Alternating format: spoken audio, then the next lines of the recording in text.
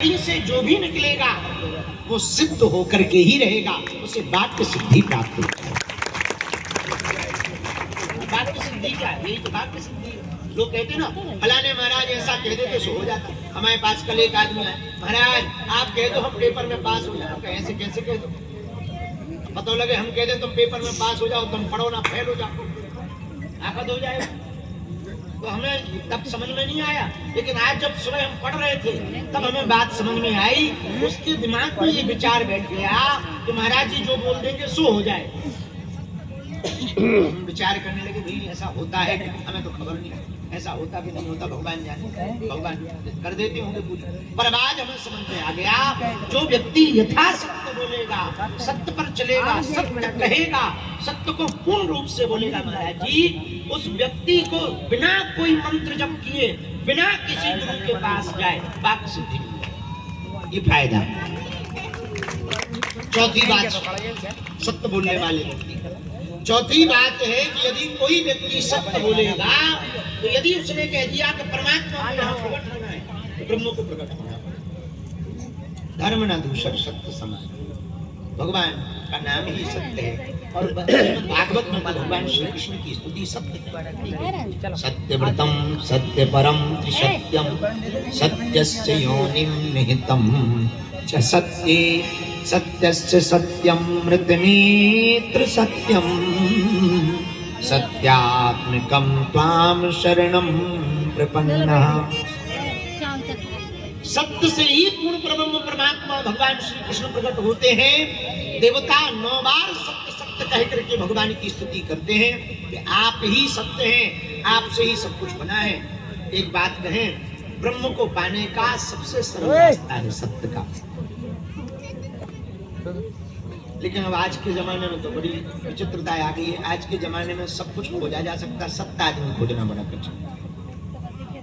क्योंकि आज के जमाने में कुछ लोग कहते हैं वही आदमी सफल है जो झूठ बोलते हैं। जो जितना ज्यादा झूठ बोले उतना ही सफल। हरि अंदर है। पहले के जमाने में लोग सफलता पाने के लिए मेहनत करते थे, आज के जमाने में लोग वायरल होते। तो जितना झूठ बोले उतना ही सत्य। वो जितना झूठ बोले उतना ही महान है, उतना ही सफल है।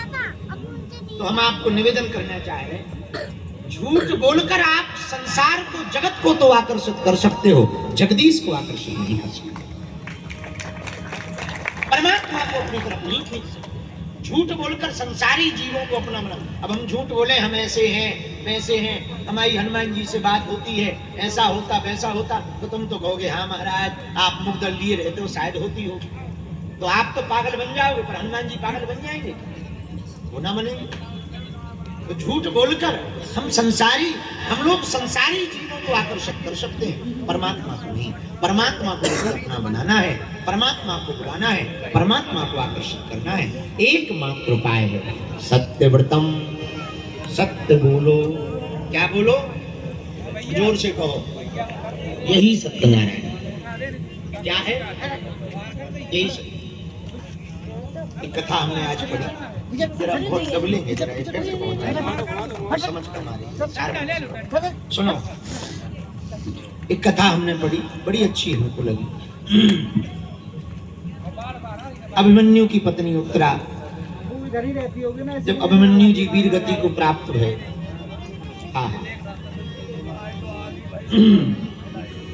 अभिमन्यु जी जब वीर गति को प्राप्त हुए तो उत्तरा भी शरीर त्यागना चाह रही थी, लेकिन गर्भवती थी, तो शरीर में त्याग किया। गर्भवती स्त्री को सती नहीं होना चाहिए, ऐसी मर्यादा थी। मन में विचार करने लगी उत्तरा जी की पतिदेव तो चले गए, जीना तो बहुत बेकार है।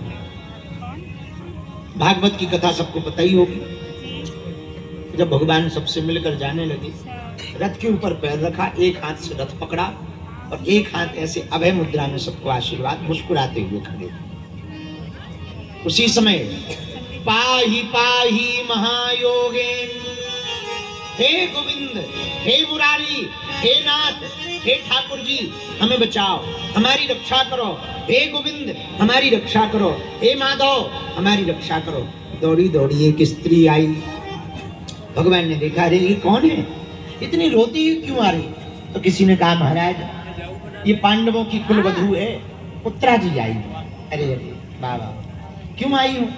महाराज कोई हमारे गर्भ को मिटाना चाहेगा, कोई हमारे गर्भ को नष्ट करना चाहेगा। एक बात कहें ठाकुर जी? हाँ कहो।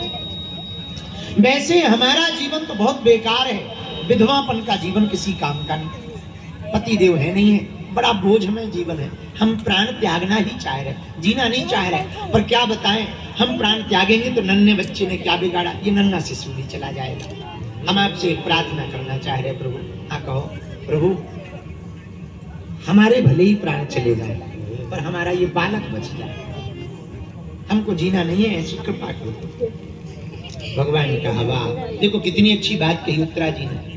उत्तरा जी यदि ये कहती कि प्रभु हमें बचाओ तो शायद भगवान गर्भपात हो जाता पर उत्तरा जी बच जाती। पर उत्तरा जी ने क्या गजब की बात कही, प्रभु हम भले ही चले जाएं पर हमारा बालक बच जाए, और बालक तभी गर्भ में सुरक्षित रह सकता जब मां सुरक्षित। तो ठाकुर जी ने कहा चिंता मत करो। भगवान ने लीला की और पहली बार ठाकुर जी कभी गर्भ में नहीं गए, भगवान जन्म लेते ही नहीं, प्रकट होते हैं। और पहली बार अपने भक्त के हित के लिए भगवान अंगूठा बराबर रूप धारण करके उत्तरा जी के गर्भ में गए। उत्तरा जी के गर्भ में परीक्षित जी पल रहे थे। अस्तुत्थामा का छोड़ा हुआ ब्रह्मास्त्र परीक्षित जी को जला रहा था। थोड़ी देर में चलेंगे, ठीक है। लेकिन जब वो आग में तप रहे थे, शरीर पूरा कुलबुला रहा था, भयंकर आग ब्रह्मास्त्र की तपा रही थी, उसी समय चतुर्भुज रूपधारी श्री ठाकुर जी जैसे ही गर्भ में पहुंचे तो ताप मिट गया, शीतलता पूरे गर्भ में छा गई। और भारत के एकमात्र, पूरी दुनिया के एकमात्र भगत जी श्री परीक्षित जी हैं जिनको गर्भ में ही ठाकुर जी के दर्शन हुए। और पूरे विश्व की एकमात्र भक्तिमता माता उत्तरा जी हैं जिन्होंने भक्त और भगवान दोनों को अपने कोख में रखा है। जैसे ही प्रकट भय ठाकुर जी के दर्शन भय परीक्षित जी को, शीतलता छा गई, ताप मिट गया। इसके ठीक बाद में ठाकुर जी बाहर आए, कहो देवी ठीक हो, कुशल है, कोई दिक्कत नहीं है। बोले प्रभु अब कोई, लेकिन एक निवेदन करना चाहे क्या, जो ये बालक है इसने बड़ा दुख सह लिया, ये सुरक्षित तो होगा नहीं। भगवान ने कहा हम वचन दे रहे ये सुरक्षित भी रहेगा, 60,000 वर्षों तक जिएगा, ये हमारा वचन। जय हो महाराज। पर कुछ महीने बचे हैं, आप रुक जाओ, आप जाओ, हमको बड़ा डर लग रहा है, दुश्मन बहुत पीछे लगे, आप कृपा करो। भगवान बोले ठीक। ठाकुर जी कुछ दिन रह गए, बहुत लीलाएं हुई, कुंती बुआ ने दुख आदि मांगा, बहुत वार्ता हुई। हम ये बात ना सुना कि सीधी बात सुना दे, सत्य बात। कुछ दिन बाद जब परीक्षित जी का जन्म हुआ तो जन्मते ही उनका शरीर पूरा चला गया, जन्मते ही शरीर पूर्ण हो गया। राम नाम सत्य, जन्मते ऐसी कथा है। और जन्मते ही जैसे शरीर पूरा हुआ तो उत्तरा छाती पीट करके रोने लगे, हे भगवान, हे ठाकुर जी, हे गोविंद, हे माधव, हे मुरारी, हम पर कृपा करो, हम पर दया करो। तो भगवान आ गए, क्या 15 करना, 15 आप रो क्यों रही हो? तो उत्तरा जी बोली महाराज एक बात बताओ, आप वचन के तो पक्के हो? भगवान बोले बिल्कुल पक्के हैं। बोले आपकी वचन तो गलत होते नहीं? भगवान बोले बिल्कुल नहीं होते। बोले फिर आप एक बात बताओ, आपने कहा था बालक पूर्ण स्वस्थ होगा, 60,000 वर्षों तक जिएगा, और ये तो जन्मते ही इसका शरीर पूरा हो गया, अब हम कौन सी बात सत्य माने? ठाकुर जी बोले ऐसा आज तक हुआ ही नहीं। रुको, तुम धैर्य, चिंता ना करो, हम कुछ करते हैं। किसी ने भगवान से पूछा ऐसा हुआ क्यों? भगवान बोले हमें दोनों वचनों का पालन करना है। ब्रह्मास्त्र चलाया है तो ब्रह्मास्त्र का ये नियम है कि वो जहां भी जाएगा वेदन करके ही वापस लौटेगा, ये ब्रह्मास्त्र का नियम है। लेकिन अब हमने वचन भी दिया तो वो भी पालन करेंगे। ठाकुर जी उस बालक के कान के पास गए और कान के पास जाकर के बड़े जोर से श्री ठाकुर कृष्णचंद्र भगवान ने कहा, आज तक यदि हमने केवल सत्य बोला हो तो ये बालक जीवित हो जाए। आज तक यदि केवल हमने सत्य सत्य बोला हो अपने जीवन काल में तो ये बालक जीवित हो जाए। और देखते ही देखते उस बालक की आंखें खुल गई, हाथ पांव फटकारने लगे और चारों तरफ जय जयकार श्री कृष्णचंद्र भगवान की। भगवान ने एक बात मात्र कही, आज तक हमने पूरे जीवन काल में केवल सत्य बोला, तो ये बालक जीवित हो गया। अब वो जीवित हो गया और बाद में वही बालक बड़ा होकर के परीक्षित जी बने और उनको सुखदेव जी ने श्रीमद्